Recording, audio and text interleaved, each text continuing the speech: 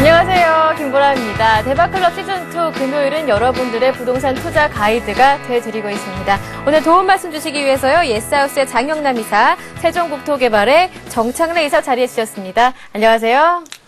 네, 안녕하세요. 네, 오늘 이번 한 주간 부동산 시장 동향부터 짚어봐야겠습니다. 네, 8.29 부동산 대책이 발표된 지 한 달이 지나면서 지방에서부터 점차 변화의 조짐이 보인다고 하는데요. 장영남 이사님, 어떻게 보시나요? 예, 사실 이제 한 주간 우리가 이제 동향을 얘기를 하는데 전주나 또 네. 이제 9월 이후에 추석 이후에 동향이 큰 차이는 없습니다. 다만 차이가 있는 게 이제 거래 동향이 서울하고 수도권 같은 경우에는요, 보합세가 계속 유지가 되고 있는데 반면에 이제 지방 같은 경우에는 약간 상승의 그런 분위기가 좀 느껴지고 있습니다. 그래서 매매 가격 마찬가지 영향을 미쳐가지고요.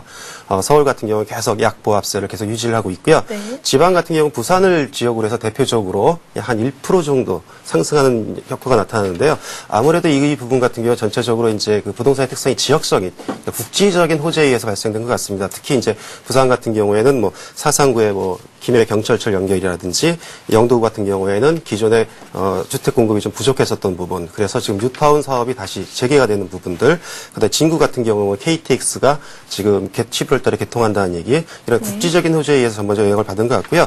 서울하고 수도권 한번 살펴보면은요, 네. 마찬가지로 이제 매수세는 굉장히 부진하고 있습니다. 그래서 이제 용산구라든지 노원구 이런 지역 같은 경우에 계속 이제 가격이 계속 약세를 지금 띠고 있고요. 반면에 또 마찬가지로 또 대규모 택지 개발 지구 많이 했던 그 수도권의 서북부 지역들, 인천 지역이라든지 파주 지역이라든지 일산 지역들, 이런 지역 같은 경우도 계속 아파트 중심으로 해서 한 0.3% 내외 그 가격이 좀 하락한 모습을 보이고 있습니다.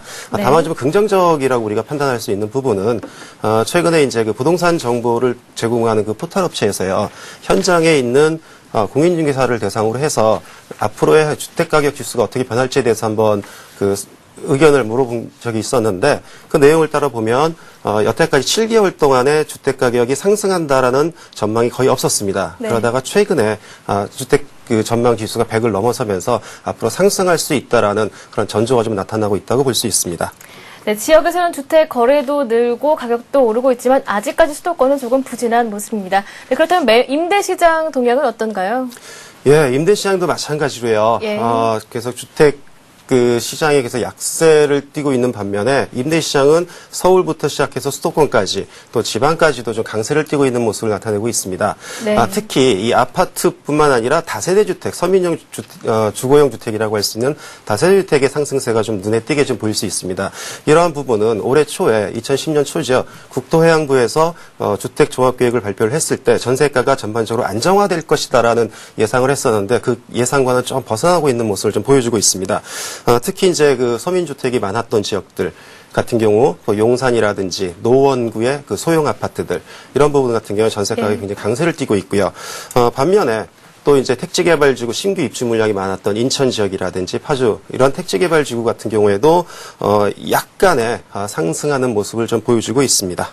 이렇게 전세가가 19개월 연속으로 멈추지 않고 상승하고 있는데요. 예전처럼 이렇게 매매 가격의 상승으로 이어지지 않는다는 상황이 조금 우려스럽습니다. 그렇다면 점차 나아지겠지요? 전망은 어떻습니까? 예, 일단 전망은요, 국지적으로 한번 전망을 해볼 수 있을 것 같습니다. 예. 과거의 부동산 패턴 같은 경우에는 이 전세 가격 상승이 일정 시점이 지나면 예. 매매 가격 상승을 일으키는 그 중요한 요인으로 작용을 했었는데, 지금 최근의 트렌드는 서울 및 수도권으로부터 비롯된 부분이 아니고, 지방에서 먼저 이제 그런 모습이 지금 나타나고 있거든요. 예. 그래서 좀 차이가 있는데요. 일단 단기적으로 봤을 때 그 서울 및 수도권의 입주 물량이 올해에 비해서 내년은 굉장히 적을 것이다라는 게 이제 대표적인 관점이고요. 네. 또 한 가지는 서울 같은 경우는 대규모 도시 재정비 사업이 이루어지면서 네. 그 주택 수요가 필요한 그 대규모 이주 수요가 한 6만여 세대가 좀 발생할 것으로 예상을 하고 있습니다. 네. 이 부분을 우리가 이제 숫자적으로 한번 비교를 해보면은요. 서울 같은 경우에 올해 공급 물량이 수도권 포함해서 한 17만여 세대인데, 지금 내년 같은 경우 한 11만여 세대로 좀 줄어드는 걸로 지금 예측이 되고 있거든요. 예.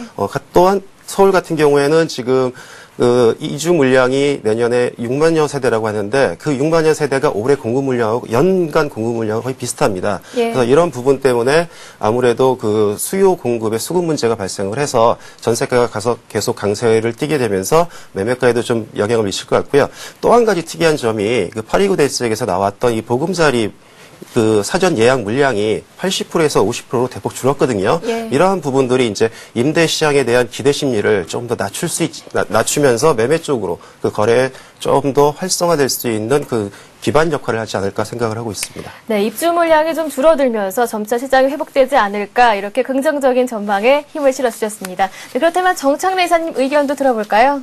네, 저도 지금 금방 말씀하신 그 장윤남 예. 이사님과 지금 의견을 좀 같이 하는데요. 저는 좀 이제 현장 중심으로 좀 일반적인 상황을 지금 이사님께서 좀 많이 말씀을 해주셨고, 저는 좀 현장 중심으로 좀 말씀을 드리면은, 예. 지금 이 아파트 가격만 아니라 지금 다세대 주택의 경우에도 지금 서울시 그 전체적인 지역에도 보시면은 한 3, 4개월 전만 해도 이 매매가 대비 임대가 비율이 약 한 40에서 45% 정도 있었는데, 근데 지금 현재는 지금 전세가가 지금 신혼부부 수요와 그리고 이사철 수요 이런 계절적인 수요와 맞물려서 현재 지금 일부 지역의 경우에는 매매가 대비 임대가 비율이 이 다세대 주택의 경우 약 한 60%까지도 지금 닿으면서 이 전세가 상승에 의해서 지금 매매가 상승으로 지금 이루어지는 경우가 많이 있기 때문에 현재 이 다세대 주택을 포함한 이런 주거용 부동산의 경우 이 전세가 상승으로 인한 매매가 상승으로 이루어질 가능성이 아주 많다고 생각이 됩니다. 네, 이렇게 해서 최근 부동산 시장 진단해봤고요. 전망까지 한번 들어봤습니다. 어느 때보다 몸살이 심한 부동산 시장, 하지만 고수는 틈새가 있다고 하는데요. 고수의 부동산 투자 비법 이어집니다.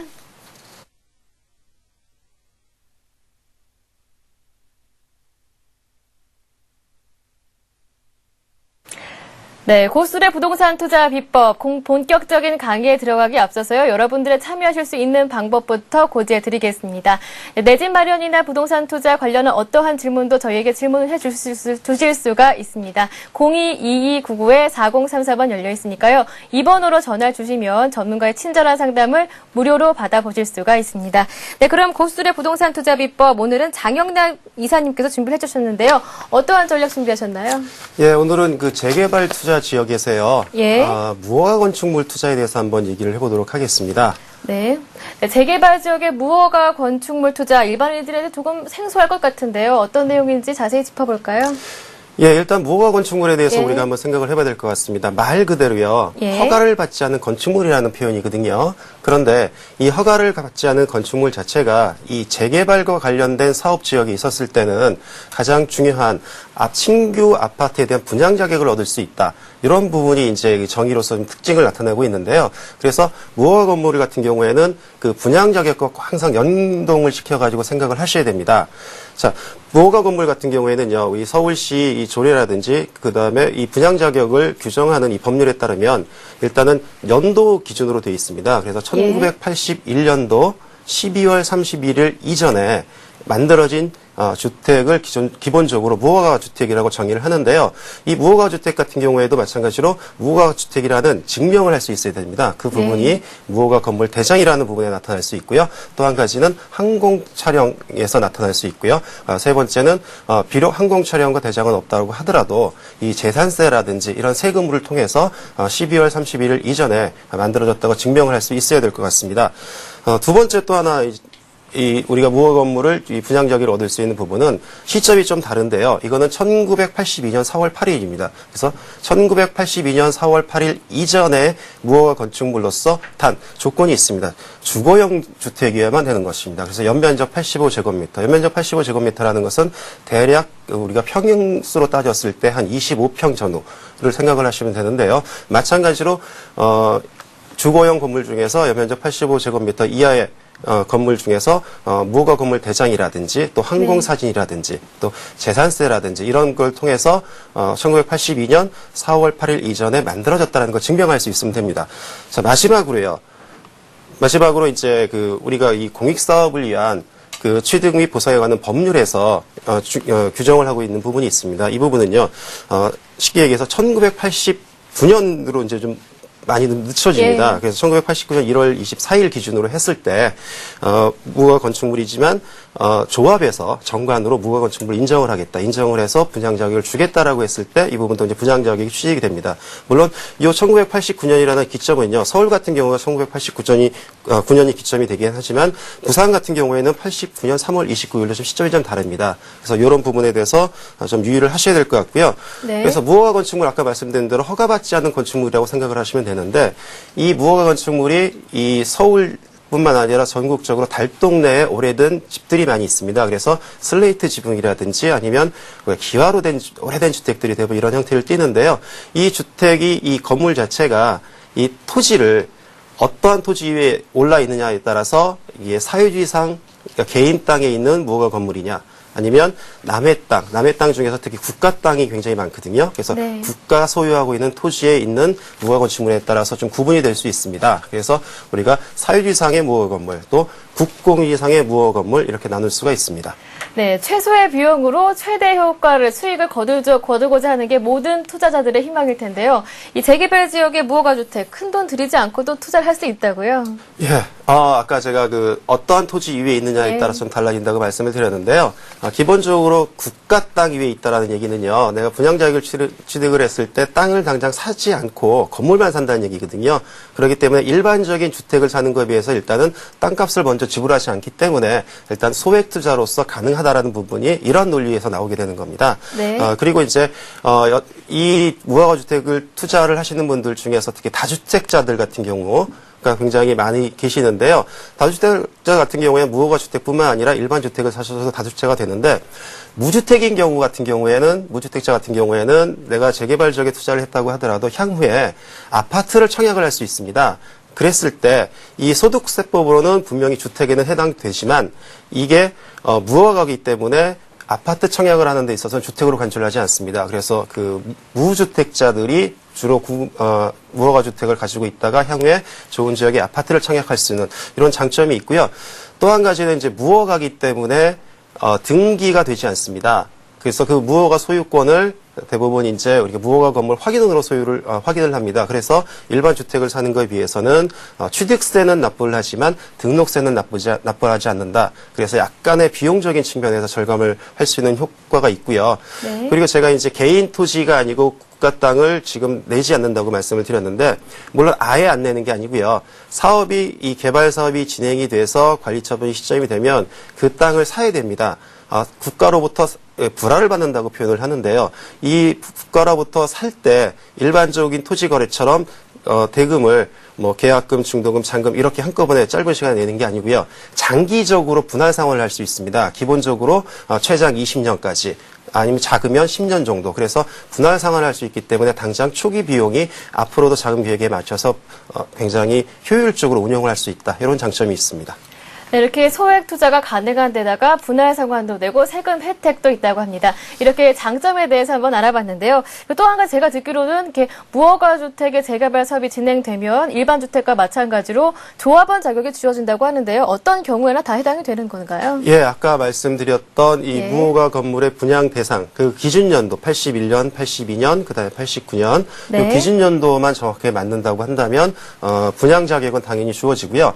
하나 특이한 점은 최근에 그 상도동에 있는 재개발 구역에서의 발생된 상황인데 이 무허가 주택자들을 이 조합원으로 인정할 것이냐 말 것이냐에 대한 논란이 있었습니다. 그래서 판결 내용으로서는 일단은 동의를 산정하는 데 있어서 조합원에서는 제외를 한다라고 얘기를 했습니다. 그래서 조합원으로서 투표권은 없습니다. 대신에 아까 말씀드렸던 자격만 있다면 분양 자격은 얼마든지 주어지고요. 또 한 가지는 조합에서 정관으로 인정을 하면 조합원으로서의 투표권도 행사할 수 있다. 이런 부분을 이제 우리가 생각을 할 수 있습니다. 네, 아무래도 일반 주택 거래와는 좀 차이가 있을 텐데요. 거래할 때 아무래도 짚어야 할 그런 과정 중에 짚어야 할 부분이 있다면요. 아무래도 이제 제가 서두에 말씀드린 것처럼 내 예. 땅에 있는 주택이냐 아니면 내 땅이 아닌 국가 땅에 있는 주택에 따라 좀 다른데요. 국가 땅에 특히 점유를 하고 있었을 경우에는요. 국가에 대해 이 점유를 하고 있기 때문에 점용료를 납부를 합니다. 이게 이제 구체적인 명칭으로서는 정확한 네. 명칭을 변상금이라고 얘기를 하는데요. 이 변상금 납부를 전 소유자가 제대로 하고 있는지 분명히 확인을 하셔야 될 것 같고요. 예. 두 번째는 아무래도 이 불화 조건까지도 확인을 해야 됩니다. 그래서 국가 땅이긴 하지만 그 관리 주체가 다릅니다. 그래서 관리 주체가 국토부가 소유를 하고 있는지 아니면 우리가 교육청이 소유를 하고 있는지 아니면 서울시가 소유를 하고 있는지 예. 또는 구청이 소유를 하고 있느냐에 따라서 불화 조건이 조금씩 달라지는 부분이 있거든요. 네. 그래서 이 부분에 대해서 분명히 확인을 하셔야 되고요. 또 마찬가지로 무허가 주택을 투자를 할 때 비싸게 산다고 한다면은 정상적인 주택을 사는 것만 못합니다. 그렇기 네. 때문에 이 불화 대금을 우리가 미리 추정을 해가지고요. 예측을 해서 정상적인 주택과의 거래 가격을 비교를 해서 토지 가격을 비교를 해서 과연 비싸게 주고 사는 건지를 한번 판단을 해볼 필요는 분명히 있습니다. 네. 네, 틈새를 보면 길이 있습니다. 고수들의 부동산 투자 비법 함께했고요. 이어서 알짜 투자 지역을 짚어드립니다. 부동산 이곳을 주목하라 지금부터 함께합니다.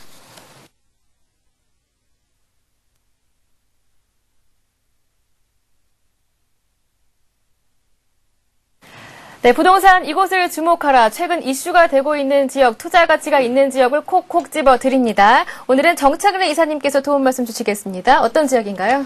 예, 아직까지 그 서울시에서 아직까지 뉴타운을 지정을 해주면서 지금 3차 뉴타운까지 왔는데요. 오늘은 그 중에 3차 뉴타운 중에 하나인 이 장이 뉴타운에 대해서 한번 분석해드리도록 해보겠습니다. 네, 성북구 장위 뉴타운. 이 뉴타운 지역 중에서 최대 규모라서 일찍부터 이제 화제가 되는 그런 지역인데요.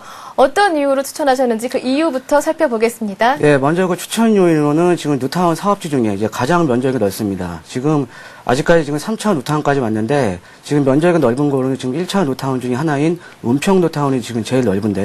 하지만 이 1차 뉴타운 중에 하나인 이 은평 뉴타운은 예. 지금 현재 이 민간이 하는 방식이 아닌 그러니까 SSC 공사에서 수용 방식으로 한 사업이고 이 민간이 하는 개발 규모로는 이 장이 뉴타운이 가장 큰 면적을 차지하고 있기 때문에 그만큼 개발이 되게 되면 향후에 이 규모와 집적의 이익을 누릴 수 있고요. 그리고 일반적으로 이 규모가 그만큼 크다 보니까 이런 재개발 같은 이런 뉴타운 사업지구 같은 경우에는 이 많은 좋은 물건들이 많이 나올 수 있습니다. 일반적으로 보시면 이 재건축과 재개발 이 두 가지가 있는데 재건축과 재개발은 좀 다른 점이 있습니다. 이 재건축 같은 경우에는 이 아파트 평형이 같으면 가지고 있는 대지 지분과 전용 면적이 똑같기 때문에 보통 이제 시세가 이제 거의 비슷하거든요. 근데 이 재개발 같은 경우는 같은 매매가 나오더라도 이 가지고 있는 이 개별 모든 것이 다 개별 물건이기 때문에 향후에 관리 처분 시에 감정평가 면에서 이 크게는 한 몇천만 원 정도 차이 나는 경우가 많이 있습니다. 따라서 이 규모가 넓은 만큼 좋은 물건이 많이 나올 수 있다. 이렇게 보시면 되겠고요.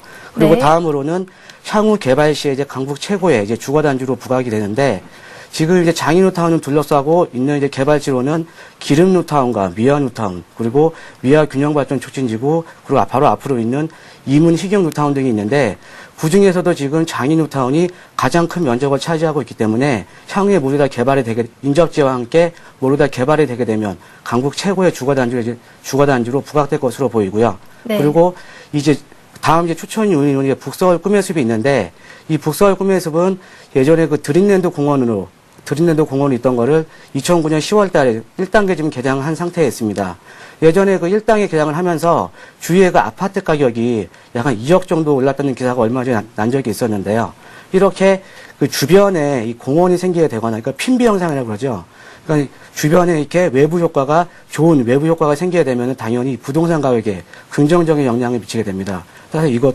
그래서 이 북서울 꿈의 숲 조성도 하나의 또 추천 요인이 되겠고요. 네. 그리고 이 장인 뉴타운 같은 경우에는 조합원 비율이 낮은 이유가 거의 그 지분 쪼개기, 그러니까 신축 다세대 지분 쪼개기나 예전에 보시면은 그 다가구 주택을 다세대로 전환하는 이 전환 다세대 지분 쪼개기를 거의 하지 않았기 때문에 조합원 비율이 상당히 낮은 편입니다. 그래서 향후에 이게 개발이 되게 되면은 일반 분양분이 그만큼 많기 때문에 일반 분양분이 많은 만큼 조합원의 수익이 크기 때문에 향후에 추가 분담금이 적어지면서 사업성이 아주 우수하다. 그래서 이렇게 네 가지를 그 추천 요인으로 한번 들어봤습니다. 네, 일단 서울 최대 규모의 친환경 단지가 어떤 모습으로 변할지 정말 기대가 됩니다. 네, 그런데 재개발 관련해서 용어들이 굉장히 다양합니다. 시청자분들의 이해를 돕기 위해서 도시 재정비 촉진 지역이 다른 재개발과는 어떻게 다른지 그리고 장위지구에서는 또 어떻게 진행되고 있는지 설명이 좀 필요할 것 같습니다.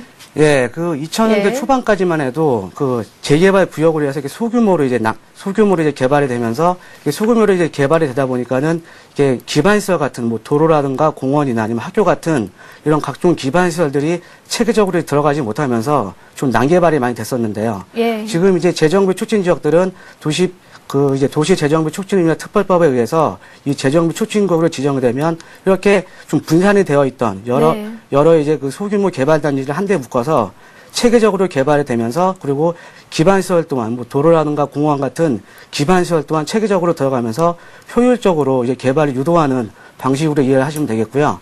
그리고 이제 장인호타운의 이제 오늘 계획 목표를 한번 이제 보시겠는데 이 장인호타운이 이제 환경 친화적인 도시로 이제 만들어지고 지금 현황상 장인호타운의 그 녹지율을 보면은 지금 약 그 전체 면적에서 1.5% 정도밖에 안 됩니다. 하지만 개발이 되게 되면은 약 전체 녹지율이 14.5%까지 이 녹지율이 높아지면서 환경 친화적인 도시가 되고요. 그다음으로 이제 이 아까 말씀드렸듯이 지금 장인호타운은 지금 민간이 하는 개발 규모는 최대 규모이기 때문에 문화가 있는 도시, 그러니까는 생활 건별로 일상의 문화 체험을 이제 문화 체험 공간이 조성할 수 있게끔 만들어줄 수 있고요. 그 다음으로 이제 잘 짜여진 도시, 그리고 젊고 활기찬 도시인데 지금 이제 장인호타운 같은 경우에는 지금 현장에 한번 가보시면 사람이 겨우 지나갈 수 있는 아주 좁은 골목들이 많이 있는데요. 차도 이제 못 들어가는 골목들이 아주 많이 있기 때문에 이런 거를 전체적으로 이제 개발이 되면서 지금 보행자 도로를 중심으로 한 또 그 자전거 도로까지 만들어주기 때문에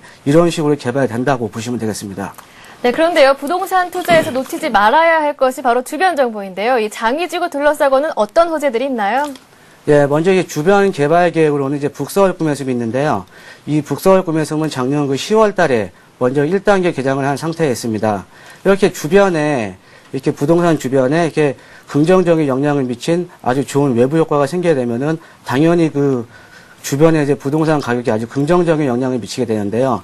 이 북서울 꿈해숲이 지금 장인호타운 바로 옆에 인접해 있기 때문에 네. 현재 그동안은 이제 강북에는 이렇다 할 좀 나들이 공원들이 많이 없었는데 이렇게 북서울 꿈해숲이 개장을 하면서 지금 이 강북에 대형 랜드마크 공원이 생기게 된 겁니다. 이에 따라서 이 장인호타운의 가장 큰 또 호재를 볼 수 있고요.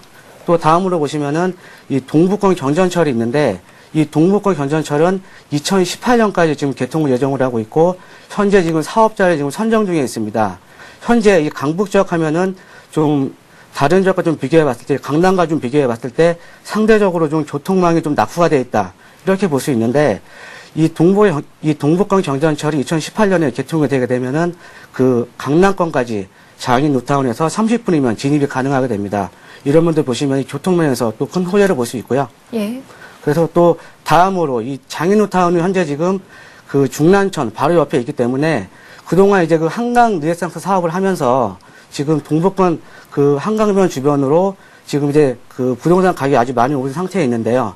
앞으로는 향후에 동북권 르네상스가 이제 활발하게 진행이 되면서 이 장인호타운의 바로 옆에 있기 때문에 아주 긍정적인 영향을 미칠 것으로 판단이 됩니다. 네, 기대가 됩니다. 네, 그렇다면 단계별 계획도 좀 더 자세히 짚어볼까요?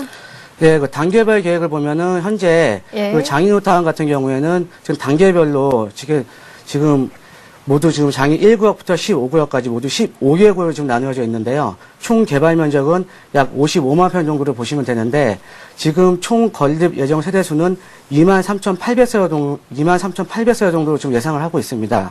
또한 그게 이게 대규모로 좀 개발이 되면서 지금 장인호타운이 1구역부터 15구역까지 모두 15개역으로 나누어져 있는데 이 구역들을 한꺼번에 다 개발이 하는 거 아니라 한꺼번에 다 개발이 되는 게 아니라 그 구역마다 그러니까 처음에 1단계, 2단계, 3단계, 4단계 이렇게 4단계로 개발을 한다는 것으로 이해를 하시면 되겠습니다. 네, 교통 문제에 빠질 수가 없겠죠. 좀 전에 경전철이 들어선다 이렇게 말씀해 주셨는데요. 교통 여건은 어떻습니까?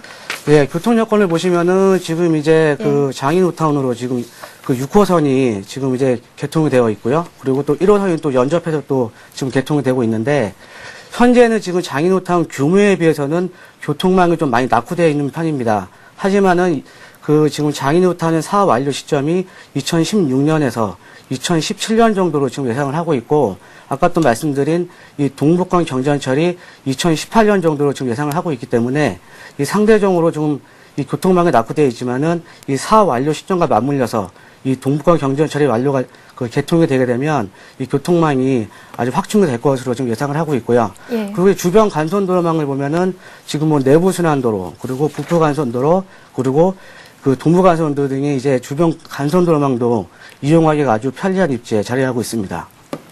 네, 선북 장이지구 이렇게 전반적으로 부동산 투자처로서의 면면을 갖추고 있다. 이렇게 정리를 해볼 수 있을 것 같습니다. 그렇다면 이 지역 장점을 다시 한번 일목요연하게 정리를 해주시고요. 그리고 주의할 점, 단점도 분명히 있을 것 같습니다. 장점과 단점 다시 한번 정리해 볼까요? 예, 이 장인뉴타운의 그 장점을 보면은 먼저 이제 서울시 뉴타운 중에 예. 가장 큰 면적을 차지하고 있다. 그래서 이 개발 규모가 큰 만큼 이 규모와 집적의 이익을 그만큼 누릴 수 있다라고 볼 수 있겠고요. 예. 그리고 그 다음으로 조합원 비율이 낮아서 사업성이 좋다. 아까 제가 말씀드렸듯이 이런 신축 다세대 지분 쪼개기나 그리고 그 전환 다세대 같은 이런 지분 쪼개기가 지금 거의 안 되어 있기 때문에 지금 아주 사업성이 아주 우수한 지역입니다. 이 사업성이 우수한 만큼 일반 분양분이 많이 나오기 때문에 향후에 조합원이 그 부담할 추가 분담금이 아주 적은 지역이기 때문에 그만큼 사업성이 아주 우수한 지역이고요. 그리고 일단 이 재개발이나 뉴타운 사업자변은 그 좀 개발 속도가 좀 빨라야 되는데 지금 현재 장인뉴타운을 보면 그 대부분의 지역들이 지금 조합 설립 인가를 받는 현장들이 많이 있습니다. 이 재개발이나 이 뉴타운 현장에서는 그 조합 설립 인가 받기까지가 가장 많은 시간이 소요가 되는데요. 그 이유가 그 조합 설립 인가를 받기 위해서는 조합원의 동의를 75% 이상까지 받아야 되기 때문에 일반적으로 그 조합 설립 인가 받기까지가 가장 많은 시간이 걸리는 게 일반적인데 하지만 이 장인뉴타운 같은 경우는 대부분의 현장들이 지금 조합 설립 인가를 지금 득해 놓은 상태에 있기 때문에 좀 사업 속도 면에서도 좀 빠른 사업 속도를 좀 예상해 볼 수 있겠고요. 그리고 면적이 넓은 만큼 투자성이 좋은 매물이 많다.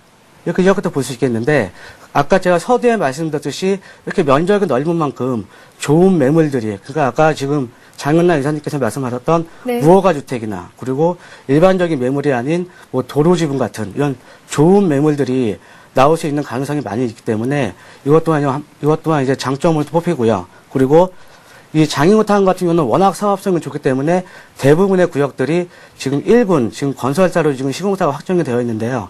예를 들면 뭐 삼성레미안이나 아니면 롯데나 아니면 현대 힐스테이트, LG 자이 같은 이런 1군 브랜드가 있기 때문에 향후에 아파트로 개발이 되게 되면은 이렇게 브랜드가 좋은 만큼 이게 아파트 가격에 또 많은 영향을 미치기 때문에 이런 점도 또 장점으로 뽑았고요.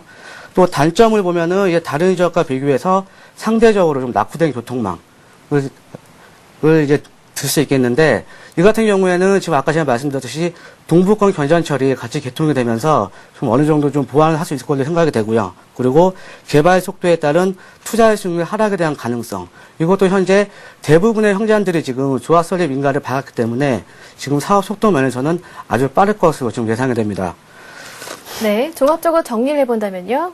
예, 지금 종합적으로 평가를 해드리면은 이제 기름뉴타운과 미아뉴타운 그리고 이 미아 균축지구와 함께 이렇게 대규모로 이제 주거용 벨트가 형성이 되면서 그 중에서도 지금 오늘 제가 분석해드린 장인뉴타운이 가장 큰 규모로는 가장 큰 이제 면적을 차지하고 있기 때문에 향후에 이제 강북 최고의 주거 단지로 지금 부각될 것으로 보이고요. 그리고 조합원 수가 적고 조합원 수가 적은 만큼 일반 분양분이 그만큼 많이 나오기 때문에 사업성 면에서 아주 우수한 지역이다 이렇게 볼 수 있겠습니다. 네, 성북구 장이지구의 투자처로서의 면면과 그리고 투자 노하우에 대해서 짚어봤습니다. 이 지역에 대해서 추가적인 질문 있으시면요. 저희에게 질문을 해주실 수가 있는데요. 02-2299-4034번 열려 있으니까요. 이 질문 이외에도요. 내 집 마련이나 부동산 투자에 대한 어떠한 질문 괜찮으니까요. 많은 참여를 기다리고 있겠습니다. 네, 이어서 여러분들의 답답한 속을 전문가가 실시간으로 해결해드리는 부동산 무엇이든 물어보세요 함께합니다.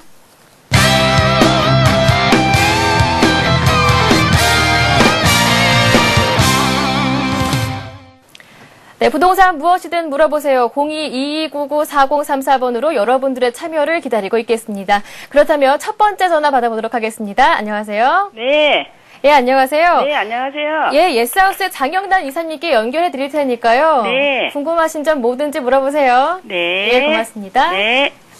예, 안녕하세요. 네, 안녕하세요. 예, 반갑습니다. 네. 어디 사시는 누구십니까? 네, 암사동에 사는 최옥순이에요. 암사동이요? 네. 예, 어떤 게 궁금하세요? 저희가 집을 내놨는데요. 예, 집을 직급이 내놓으셨어요. 조금 떨어져가지고 네네. 4억 5천에 내놨는데 네네. 1,500만 원이 떨어졌어요. 어느 아파트신데 그러세요? 한솔이요. 한빛 한솔. 한솔 아파트요? 네. 예.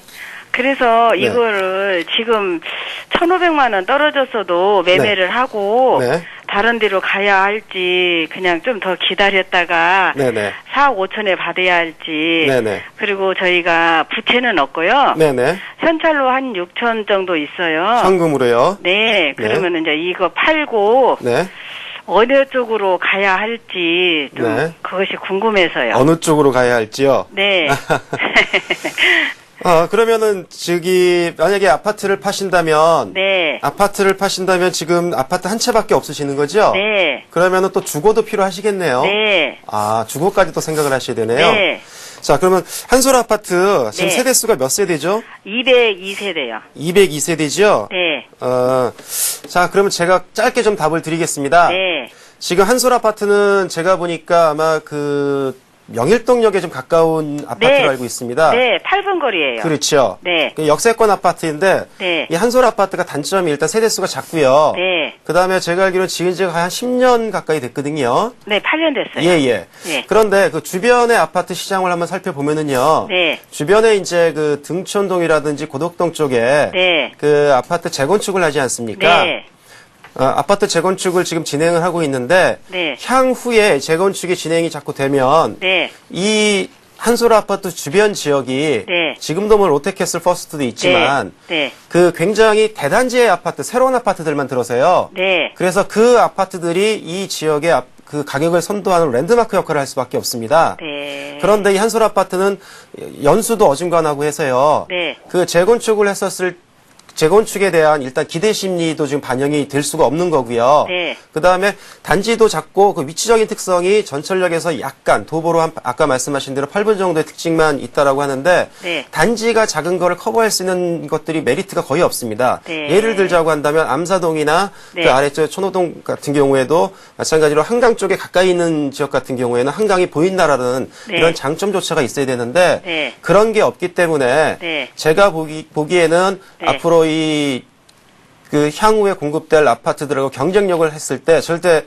가격을 선도하는 게 아니라 끌려갈 수밖에 없는데 큰 메리트가 없습니다. 네. 그래서 지금 전체적인 시장 상황에서 약 보합세이긴 하지만 네. 갈아타시는 거를 생각하시는 게 좋을 것 같고요. 네. 갈아타신다고 하신다면 일단 거주도 생각을 하셔야 되는데요. 네. 어느 쪽 지역으로 한번 생각을 해보신 적 있으세요? 저희 애 아빠가 네. 상암동 쪽으로 지금 출퇴근을 해요. 상암동이요. 마포구 상암동 쪽으로요. 네. 네. 그러면 여기에서 거기하고 중간 지점.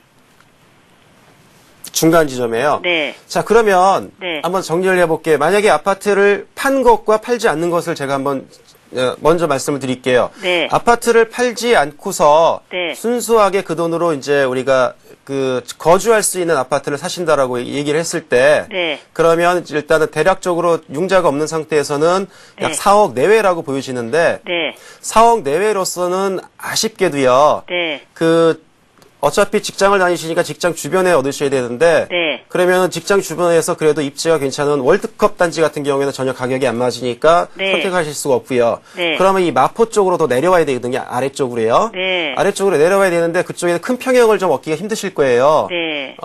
제가 보니까 24평, 5평짜리를 얻으시는 것도 좀 약간 벅차실 수 있어요. 네. 벅차실 수 있는데 그 금액으로 좀 더 얻으시려면 약간은 외진 쪽으로 가셔야 되는데 그렇게 된다면은 메리트가 좀 떨어집니다. 네. 어차피 자산 가격 상승을 기대를 하셔야 되는데 네.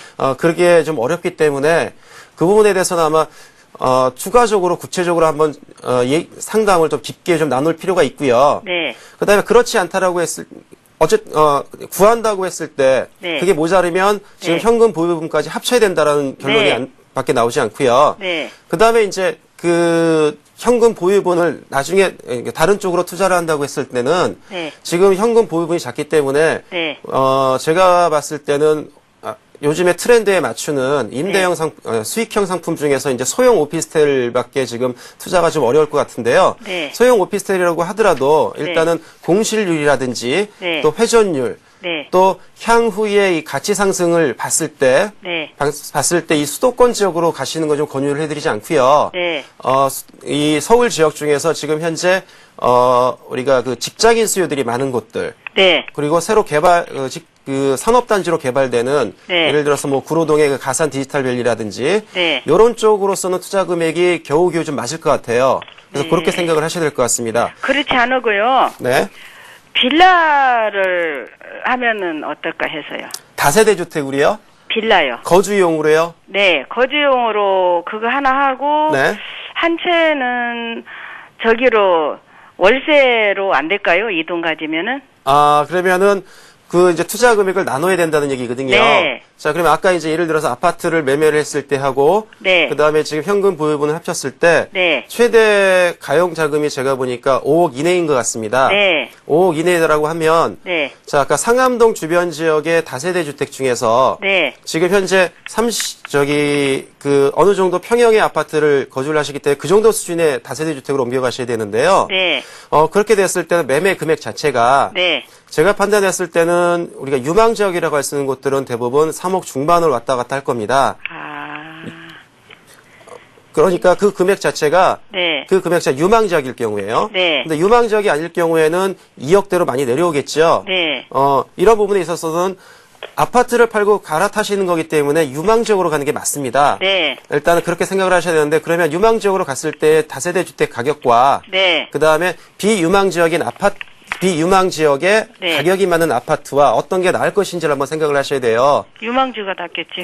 그렇게 하셔야겠죠. 네. 그렇게 하셔야 되고 그러면 나머지 가용 자금이 네. 한 1억 5천이 채 안 되는 금액이거든요. 네. 근데 1억 5천이 채 안 되는 금액으로서는 우리가 그 오피스텔 중에서 가장 핵심적인 지역이라고 할 수 있는 강남이라든지 네. 또 여의도라든지 네. 또 광화문 시청 주변이라든지 네. 이런 지역을 접근하실 때 약간의 돈이 모자르세요. 네. 돈이 좀 모자르신 분이 있어요. 그런 지역 같은 경우는 대부분 네. 우리가 평형이 작다라고 하더라도 네. 보통 이제 매매 금액이 2억 5천 내외를 기준으로 잡거든요. 네. 그랬을 때 이제 보통 월세가 한 90만 원에서 100만 원 정도 나오는데 네. 그 지역이 안정성이 굉장히 높지만 수익률이 좀 낮습니다. 네. 그렇기 때문에 오히려 그런 지역보다는요. 네. 앞으로의 그 수요, 그러니까 오피스텔에 대한 네. 임대 수요가 많이 발생될 수 있는 지역을 좀 권해드리고 싶어요. 네. 그런 대표적인 지역이 이제 국제업무지구 후광국가를 얻는 용산 지역이라든지, 네. 아니면은 영등포역 중심으로 해서 영등포 보도심 지역에 있는 네. 영등포역 주변 지역들. 네. 그래서 그런 지역들, 영등포 뉴타운이라든지 이렇게 개발되는 지역에 수요가 나중에 발생될 수 있는 지역들. 네. 이런 지역들이 아마 매매 금액이 좀 맞으실 것 같아요. 네. 그래서 그런 지역을 권해드리고 싶습니다. 네. 네, 도움이 되셨습니까? 네. 예, 전화 네. 주셔서 고맙습니다. 네, 고맙습니다. 네. 네, 전화 주셔서 고맙습니다. 이렇게요, 부동산 투자 가이드가 되드리고 있습니다. 매주 금요일 여러분들의 상담 전화를 받고 있는데요. 참여하실 수 있는 방법은 022299-4034번입니다. 이어서 두 번째 전화 받아보겠습니다. 안녕하세요. 안녕하세요. 예, 안녕하세요. 고맙습니다. 네. 네, 정창래 이사님 연결해 드릴 테니까요. 궁금하신 점 뭐든지 물어보세요. 네. 예. 예, 안녕하십니까? 안녕하세요. 예, 예. 어떤 게 고민스러워서 전화 주셨죠? 예, 양천구에 네네. 거기 신월 6동 뉴타운 지역이요. 신월 뉴타운 말씀하시는 건가요? 네. 예, 예. 그 거기- 신월 뉴타운 쪽에 뭐 지금 투자를 해놓으셨나요? 아니면은 뭐, 해놨어요. 투자를 해놓으셨다고요? 예. 네. 그럼, 평가 금액까지 나왔고요. 그러면 지금 관리 처분 계획이 떨어졌습니까? 아직 관리 처분은 아직 안 됐어요. 지금 그러면 이제 관리 처분 계획 떨어지기 바로 전이네요. 네. 그 예. 전에 이제 분양 신청 지금. 지금 분양 신청 단계요? 예. 예, 예. 그 투자 금액은 얼마나 되십니까? 거기 투자한 거는 지금 꽤 연도수가 오래돼서요. 예. 1억 5천에 사가지고 지금 된 거거든요. 1억 5천이요? 예. 그럼 1억 5천이 지금 전세 보증금하고 뭐 대출 같은 거는 좀 끼시고 다 사신 겁니까? 네. 그 전세는 지금 얼마에 들어가 있죠? 6,500이요. 6,500. 대출은 얼마 정도 하셨습니까? 2,400이요. 2,400만 원이요? 예. 언제 매수를 하신 거죠?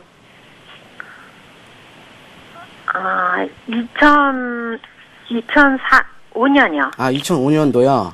예. 지금 아까 그 말씀하신 것 중에 지금 권리가액이 나왔다 그랬는데 지금 네. 권리가액이 얼마 정도 나왔죠? 2억 1,475만 원이요. 아, 2억 1천 정도요. 예. 그리고 예. 지금 아마 거기 그럼 조합원 분양가도 지금 거의 나왔을 텐데 지금 조합원 분양가는 예. 지금 얼마 정도에 지금 나와 있죠? 저기네 34평형이 예. 84.제곱미터가 예. 5억 3,800만 원이요. 그럼 한 5억 4천 정도 되겠네요. 네. 예. 그래서 이걸 지금 이제 질문을 주시는 게 지금 이거를 보유를 하셔야 될지 아니면 지금 매도를 하셔야 될지 그게 궁금해서 전화 주신 건가요? 예, 그리고도 이게 34평짜리가 네. 구조가 네. 요즘 전에 그 아파트 구조가 아니라 이렇게 예. 뭐라 그럴까 직사각형으로 예, 나온 예. 게 있고 예. 그렇게 나와서 구조가 지금 안 좋아요. 아, 구조가 또 마음에 안 드신다? 네, 예. 그 구조 가지고 매매를 할 수가 없을 것 같아요. 아, 그러세요? 예. 예, 그러면 지금 아까 지금 그 실투자 금액이, 아니, 아까 그 투자하신 금액이 지금 매매가 1억 5천짜리에 지금 전세 보증금이 6,500만 원, 그리고 예. 대출이 지금 한 2,400만 원 좀 투자하셨고요. 그리고 이제 이 매수하실 때 뭐 거래 비용도 있을 테고, 그리고 소유권 이전 등기 비용도 있을 테고, 그리고 또 대출 하셨으니까 또 이자 또 내시는 부분도 있을 텐데, 그 정도 생각하면 제가 볼 때는 지금 실투자 금액이 아직까지 들어간 게 한 7,500에서 한 8천만 원 정도 좀 되는데, 예, 맞습니까? 아마 그 정도 아마 되신 걸로 지금 생각이 되는데. 예, 그거 살 때 그게 예. 새 건물이었었어요. 네네. 지어서 바로 분양하는 거. 예, 그러세요. 근데 지금 아까 제가 말씀 들어보니까 지금 신월 노타운에 지금 34평형대가 지금 조합원 분양가가 지금 5억 4천이었는데 제가 예. 볼 때는 일단은 그 5억 4천이라는 조합원 분양가는 지금 예. 일반적인 다른 노타운과 비교해 봤을 때 좀 이 조합원 분양가가 좀 높게 좀 책정이 아닌가 싶습니다. 그 조합원 분양가가 좀 높게 좀 책정이 된 것 같고요. 그래서 지금 이 신월 노타운 같은 경우에는 지금 아까 지금 권리가액이 한 2억 1천 정도 나왔다고 말씀해 주셨는데 지금 일반적인 시세가 아마 그 정도 권리가액에서 지금 시세가 형성이 되어 있습니다. 지금 신월 노타운 같은 경우에는요. 근데 일반적인 이제 재개발이나 노타운 사업체 같은 경우에는 이렇게 노타운 사업체 지정이 되면서 이런 개발에 대한 기대감 때문에 지가가 상승이 되면서 좀 프리미엄이 많이 좀 형성이 되거든요. 예. 예, 근데 지금 이 권리가액하고 지금 시세하고 똑같다는 것은 지금 프리미엄이 지금 하나도 지금 형성이 안 되었던 거랑 똑같습니다.